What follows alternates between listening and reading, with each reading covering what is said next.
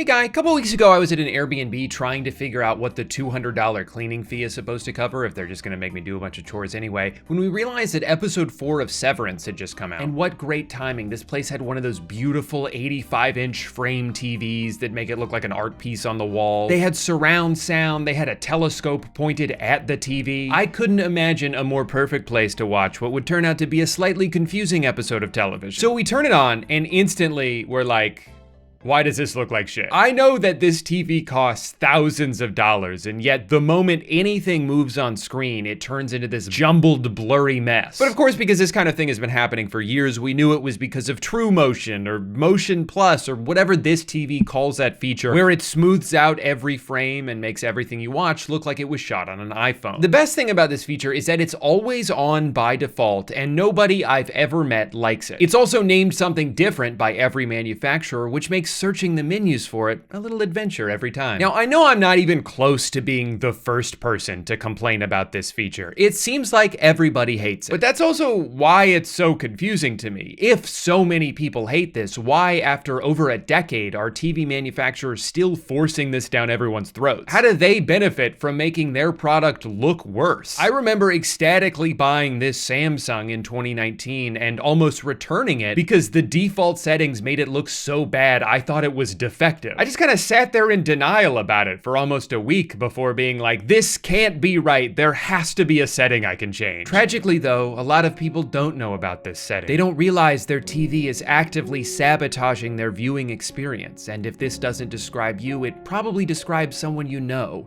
And by that I of course mean your parents. So sit down with them, explain what's going on, tell them why you get a headache whenever you watch TV with them, and reiterate that it's not their fault. Show them this video by a guy named Noodle. Let's say it's on twos. The AI doesn't smooth anything between the first and second frames of a single drawing because there's nothing to smooth. They're the same picture. This means that what was originally a perfectly fine 12 FPS animation is now a janky mess. Or if they'd prefer to hear it from someone they know, have Tom Cruise explain it. Video interpolation, or motion smoothing, is a digital effect on most high-definition television. I'm Tom Cruise. Just make sure they never find out about the whole Scientology thing. You cannot ruin Top Gun for your dad. That movie's very important to him. Now, I will admit, I was a little surprised reading some of the comments on this video, seeing so many people disagree. I didn't know people liked it when the $100 million movie they're watching looks like a soap opera. Now, I understand, of course, from a gaming perspective, people preferring higher frame rates, but I don't think that logic applies to movies. Games are interactive, so generally the smoother something is, the more responsive it feels. But you're not interacting with the movie, you're just watching it. It doesn't need to be perfectly smooth. In fact, I think part of what makes a movie look like a movie is the sort of ethereal nature it has. It doesn't look exactly like the way the world around you does through your own eyes, and I don't think it should. I saw someone say they like it because it shows the flaws in movies you couldn't see at 24 FPS, and it's like, no, the interpolation is creating those flaws. It's not reverting a film back to its original settings. It's not a director's cut your TV's giving you private access to. It's just generating new frames based on what it thinks should go in between the existing ones. That's where the errors come from. You're not watching a more authentic version of a movie because Sony Motion Flow added a bunch of blurry auras around every fast-moving object. The most authentic version of a movie is watching it the way it was filmed. You shouldn't have to change anything. And I think more than anything else, that's what really aggravates me about this feature, is the hubris of it. There are so many deliberate choices that go into making a movie look a certain way. There's so many people involved in those decisions that know way more about cinematography than I do, so I trust their vision. Why can't TV manufacturers do the same? Why do they look at a beautifully shot television show like it has a problem that they need to fix? Anyway, this experience got me thinking about new technology in a more general sense and how my excitement towards it has waned over time. Sometimes it seems like we kind of already figured everything out. You can communicate with anyone in the world instantaneously. You have immediate access to every piece of music ever made. You can pay some guy to deliver a cold burrito straight to your door and it only costs $70. This is the peak of humanity, baby. There's nowhere else to go from here. except backwards. So many things now seem to just invent a new problem so they can sell you the solution. Or if we do create something novel and revolutionary, it's only gonna stay that way long enough for us to kill all our competition, allowing us to ruin our thing and make it infinitely more expensive. There was a time where streaming services seemed like the final frontier of at-home entertainment, a marriage of cost and convenience that made all previous options obsolete. I mean, my DVDs are just taking up space, and even if I wanted to watch something, I gotta get up, dust off my Xbox, navigate a bunch of menus, switch discs every 4 episodes. Netflix is so much better than this. Until, of course, they quadrupled their price and got rid of every show you ever wanted to watch. So slowly but surely, a lot of people are moving away from the unreliable streaming services and going back to physical media. Things like Blu-rays, vinyls, tooth tunes. And I've actually begun that migration process myself. But because I'm incredibly stupid, here's how it's going for me so far. I started watching Friday Night Lights for the first time in December. It was something I had wanted to watch for years but always put off, which is crazy because it's a show about football, which I like, with a bunch of music from Explosions in the Sky, a band I grew up listening to all the time. It kind of felt like they made this show specifically for me, and still I was like, I'll get around to it eventually. It wasn't until a couple of months ago that I finally gave it a chance and got really into it. 12 days before it was going to be removed from Netflix. For the last 2 weeks of December, I binged as much of the show as I could, as quickly as I could, until around 3 a.m. on New Year's Eve. 13 minutes left in the season 2 finale. I was given an abrupt error message telling me that my beloved show was now gone. At this point, I was pretty invested, and I didn't just want to wait until it was maybe on Peacock one day, and I certainly didn't want to spend $2 per episode to digitally own it. So I decided what better time than right now to begin my brand new Blu-ray collection, starting naturally with a show I had yet to watch even half of. So about $37 and 8 days later, my Blu-rays show up at my door and I'm ecstatic. I can't wait to see how season 2 ends. So I pop the disc in my computer, try to play it, and it does not work. Turns out the external DVD drive I bought a couple years ago isn't compatible with Blu-rays, so I'm gonna have to buy another one. No problem, what's another $110? Jesus Christ. Well, I already bought the Blu-rays, I'm not gonna not watch them. So I bite the bullet on the Blu-ray drive. It shows up 2 days later, pop it into my computer, so excited to learn what will become of Brian Smash Williams. That's weird, doesn't seem to work on VLC. Or the Any DVD app. I guess I could spend $20 on Blu-ray player, play Blu-ray, but that one says in its description that it doesn't play Blu-rays. At this point, I'm a little frustrated, but even more than that, I'm confused. So I go where I always turn to in times of crisis, a Google search with the word Reddit thrown onto the end. And believe it or not, even on Reddit, home of some of the most dedicated people on the planet, every single answer I see is, nah man, Power DVD 23 Essential is your only option. There is one way to watch Blu-rays on your computer, and it is with this app. You wanna know how much that app costs? $80. And it's like, I don't want to spend another $80, but I've already spent more than that just to make it to this point. I have to see this through to the end. Anyway, I bought the app, and it works most of the time. Although I should probably say it's been doing this thing now where it tells me my cloud subscription has expired and I need to visit the Cyberlink members zone for more information. So, money well spent. Long story short, I spent $227 to watch a show that I could have seen on Netflix at any point over the past 7 years. And to be honest, I'm not even sure if I like it that much. Also, I know what you're thinking. Drew, couldn't you have just put the Blu-rays into your PS5, you moron? Yes, I could have. But the whole point of watching it on my computer was so I could second screen RuneScape on my other monitor. What part of dopamine addiction do you not understand? Sorry, that was more of a story about my own incompetence than a rant about the state of technology. So here's a rant about the state of technology. I live in Orlando, Florida. My favorite basketball team is the Orlando Magic. They play basketball 20 minutes from my house, and I am not allowed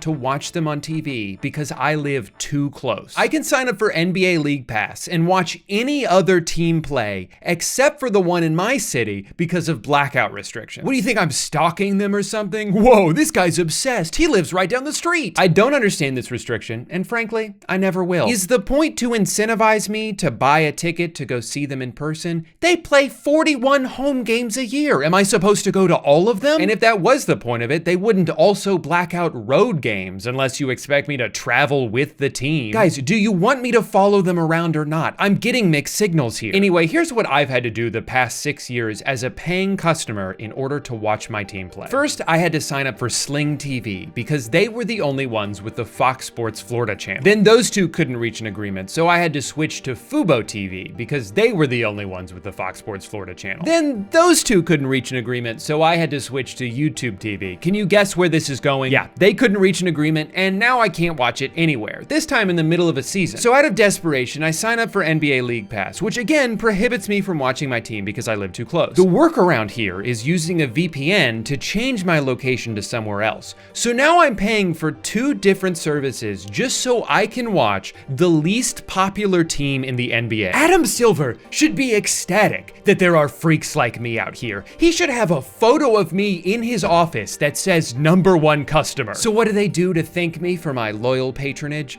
Block the use of VPNs 6 months later. Do you guys want my money or not? I'm trying so hard to give it to you. Okay, now we're in 2022, and finally, there's a streaming app specifically made for people to watch their local team play. It's a miracle. It's called Bally Sports, and it is the worst app I've ever used in my life. It freezes during commercials. The feed cuts out constantly, especially in the 4th quarter. Not that I wanted to watch that part anyway. It refuses to remember my login information in between games. Did I mention they play 82 of these every year? I'm getting real tired of typing in my password every night. While all of this is happening, behind the scenes, Bally's parent company is not doing so well. They lose over $1.2 billion in 3 months. What, were they setting it on fire? Fast forward a few more months to 2023 and Bally is filing for bankruptcy. Well, it was nice while it lasted. Nope, they're still going, somehow. Turns out I don't know what bankruptcy actually means. What I do know is that this probably doesn't bode well for the growing list of technical problems they apparently don't have the money to address. So that brings us to today, where after 3 tumultuous years, I'm excited to report that the app is now a little bit more reliable.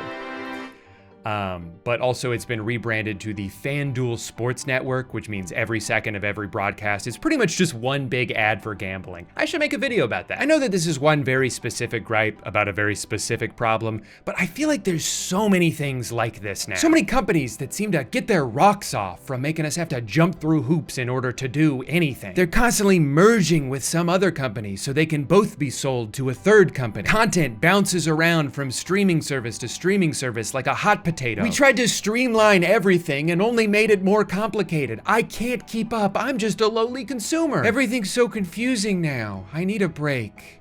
An ad break. Let's hear a word from today's sponsor. Hi, I'm the youngest I'll ever be, and I'm here to tell you about today's sponsor, SoFi. I know you've all heard me talk about SoFi before, the all-in-one finance app helping you bank, borrow, and invest, but you've never heard me say these words, SoFi Plus. SoFi Plus is a brand new financial membership that unlocks $1,000 plus in value. I'm talking double reward points, 3% cash back on hotels, loan discounts, unlimited one-on-one meetings with financial planners. All of that and so much more for just $10 a month or for no cost when you sign up with direct deposit. To celebrate this groundbreaking moment, SoFi is giving away a total of $600,000 to help 6 winners achieve their ambitions. Money towards a home, a retirement, a dream vacation, or one of the 3 other things on the screen behind me. Sign up for SoFi Plus to be entered for a chance to win, and you can even earn additional entries for every friend that you refer. So head to SoFi.com/Drew, scan the QR code on the screen, or click the link in the description to learn more about SoFi Plus and enter for a chance to win. Thank you so much to SoFi for sponsoring today's video, and thank you to you, the viewer, for listening to me. I know you could have skipped through this section if you wanted to, but you didn't. And I'll always appreciate that. Now back to the video. I know that part of the feeling I'm about to describe is just because of my diminished sense of wonder as I've aged, but I feel like there used to be a time when technology was a lot more exciting to me. I mean, what could be more fun than a gadget? Well, besides a gizmo, of course. But it seemed like most things that came out had a genuine purpose, that there was more of a collective desire to push humanity forward, to provide solutions to actual problems. And I know that this is all still happening, but it seems like so many innovations now are just new ways to manipulate people, or spy on people, or replace people altogether. I'm not excited about what might be created in the future as much as I'm fearful of it. I'm fearful of what what AI is threatening to do to every job on Earth. I'm fearful of all these humanoid robots that keep popping up. What if one of them tries to kill me? Or worse, what if we fall in love? How am I supposed to explain that to people? For every OLED Steam Deck and surprisingly powerful tiny Mac computer, there seem to be 10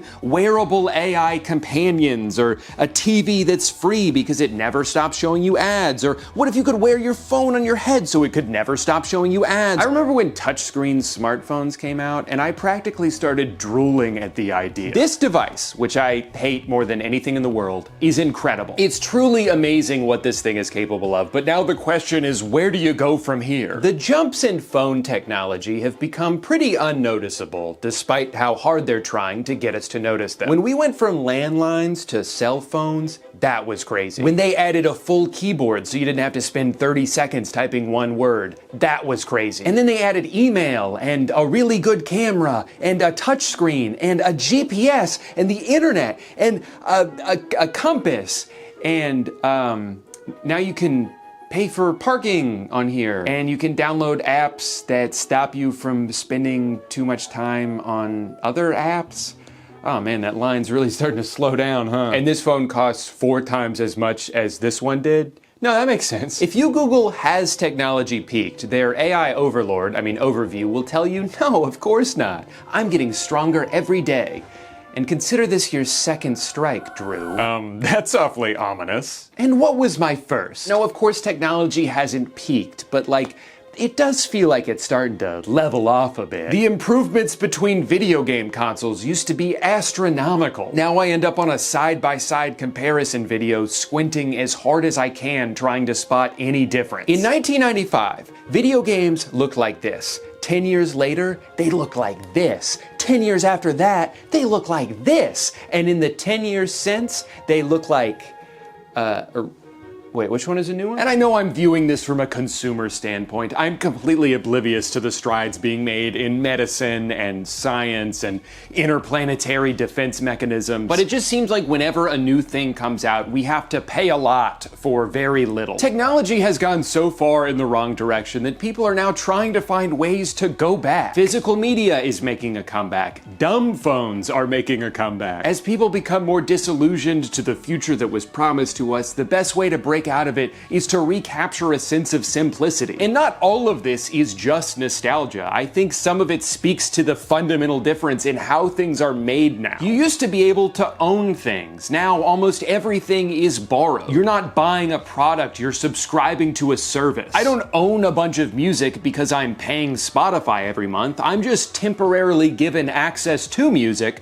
until I stop paying and then have nothing to show for it. And even if you do buy a physical product, there's no guarantee it's gonna stay in the condition it was in when you bought it. A lot of things now can be remotely updated or even deactivated. The Spotify car thing completely bricked when they stopped wanting to deal with it. A few months ago, Roku forced an update onto all of their TVs, making it so you can't turn the motion smoothing feature off. This company just announced they're gonna start charging a monthly fee so anyone who already bought their thermostat can continue to use it. We're buying things that can be made worse or taken away from us whenever the manufacturer feels like it. So what are we even buying anymore? These things aren't designed to last because the entire economic system in this country is based on perceived shareholder value. If I sell you a product that you only have to buy once and then get to keep it forever, how will I get more money from you in the future? How will line keep go up if transaction over? So things break or become obsolete. A lot of tech devices are more affordable than they used to be, but they're also more disposable. The interface on your 4-year-old smart TV suddenly takes 10 times longer to navigate. Your iPhone 12 suddenly crashes 5 times a day. No, we're not doing that on purpose. But it does kind of seem like a sign that it's time to buy a new one, right? And this isn't a conspiracy or an exaggeration. Technology is making us dumber. Rarely while using your phone are you in the driver's seat, except when you're texting while driving, which is a lot of fun. But it's mostly a passive activity. More often than not, you don't open an app in order to do a specific thing. You open an app and just see whatever it chooses to show you. Sometimes you like it, sometimes you don't. Either way, the past hour of your life was entirely entirely decided by an algorithm. You're not thinking for yourself, you're not making a decision for yourself, you just turn off your frontal cortex and submit to whatever Mark Zuckerberg has curated for you. And the more we're conditioned to accept this relationship, the easier it is to sell us an AI agent that does all of our thinking for us and that we learn to trust implicitly. I mean, how am I supposed to be excited about technology when this is the direction we're headed in? It seems like everything is slowly trying to turn into everything else. A new app will come along with one specific niche use and then inevitably get turned into yet another form of social media. Like the Shop app. I've been using this for a couple years because I like the idea of having one account that works across multiple websites. But now, of course, it's just like another thing designed for you to scroll through. I open it up to see how far away my pants are, and it's like, oh hey, you want to buy something else while you're here? You want some Alpha Lion Superhuman Hulk juice? What about Goof juice? Chug juice? Oh, I know what you want. A little cake shaped like Texas. They also give you rewards, but it amounts to virtually nothing and is really just an excuse to send you more push notifications. Hey, don't forget to use that 14-cent credit before it runs out. It only works on this website that sells hoodies for dogs. You open up the Ring app so you can see who's knocking at your door, and they're like, hey, you wanna see this funny video of a goat? Venmo defaults to the page showing you how many of your friends had pizza this week. Why do I need to know that? I bought that light in the corner a few months ago, and the only way to control it is through an app. And you're probably thinking, certainly there's no social media aspect to an app that turns lights on and off, and that might just be the dumbest thing you've ever said. Of course it has its own news feed and hashtags. Of course there's a pop-up telling me to take the Govee app user experience survey so I can earn 50 Govee points and a chance to win Govee merch. App is a goddamn joke now. Worst change to an app that could ever happen. Can't even remember my dream view settings anymore. May as well check all my lights and bin if this is only way to control them. What a joke. Well, I wanted to respond to this comment saying that I'm just here for the Govee points, hashtag Govee rewards program, but that feature is only available to savvy users. So I agreed to the savvy terms and conditions and they congratulated me on becoming a savvy user. You're following all of this, right? Instagram has its own TikTok feature. Twitter has its own TikTok feature. And you probably guessed this because you'd never make the same mistake twice. The Govee app has its own TikTok feature. Everything is the same thing, and I'm tired of it. These apps are all so intent on monopolizing your time that they'll design it in a way that makes it hard for you to leave. You click a YouTube link on the Facebook Messenger app, and instead of just taking you there, it'll be like, oh, I guess you want to open that app instead, huh? All right, here's a button. It doesn't work though. No, I'm just kidding. It will work if you click it 15 times. And then it will take you to the App Store so you can open the homepage of YouTube and just search for that video yourself. Was that helpful? Good, it wasn't supposed to be. I just noticed the desktop Instagram website has incorporated that thing that's supposed to prevent you from accidentally exiting out of like a checkout screen or a form you're halfway through filling out, but they're just using it anywhere on their website. Literally scrolling through the homepage, I try to leave, they grab my arm and say, no, are you sure you're done with us? We were just about to show you a really cool ad. Are you sure you don't want to see what it looks like? Sometimes I feel like you don't even like me anymore. It's no wonder so many people are trying to turn the clock back on technology and return to a simpler era. Not so far back that you gotta like eat bugs and sleep on a log, but just back to when these modern conveniences were still exciting and didn't feel so predatory and manipulative. Technological advancements don't feel fun anymore because of the motivations behind so many of them. It doesn't feel like we're trying to make life better when almost everything is designed to be as addictive as possible. These things aren't supposed to be fun additions to your life. They're supposed to be a new thing for your life to revolve around. And no amount of profit or growth will ever be enough. It seems like there's more thought put into how you can continue to charge people for something they already own than to just expand the experience of it in the first place. But hey, at least we're using all that extra revenue to pay the employees, right?